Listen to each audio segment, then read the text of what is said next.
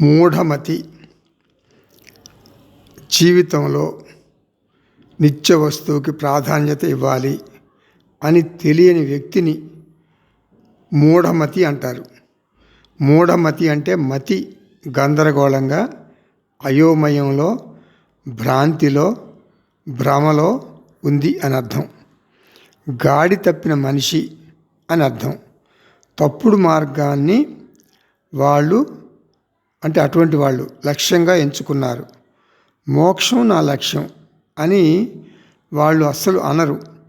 199 మంది ఇలాగే, అంటే 199 మంది మనుషులు ఇలాగే భ్రాంతితో, భ్రమతో జీవిస్తూ నరకం అనుభవిస్తున్నారు. భర్తృహరి అంటారు, ఒక మిడత దీపాన్ని ముద్దు పెట్టుకోబోయి దీపంలోకి దూకి మాడి మసి అయిపోతుంది. ఎందుకని? మిడతకు బుద్ధి లేదు, తెలివి లేదు, విచక్షణ లేదు. ఒక చేప గాలంలోని ఎరను కొరికి వానపామును తిందామని ప్రయత్నించి చేపలు పట్టేవానికి ఆహారంగా మారుతుంది. ఎందుకు? చేపకు తెలివి లేదు.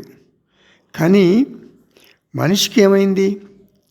వికసించిన బుద్ధి ఉంది కదా, విచక్షణ శక్తి ఉంది. అపరిమితమైన ఆనందాన్ని పరిమితమైన అనిత్యమైన వస్తువులు, వ్యక్తులు ఇవ్వలేరు అని మనిషికి తెలుసు కదా. నిత్యమైన సత్యమైన భగవంతుణ్ణి మనిషి ఇన్ని తెలివితేటలుండి పట్టుకోలేకపోతున్నాడు.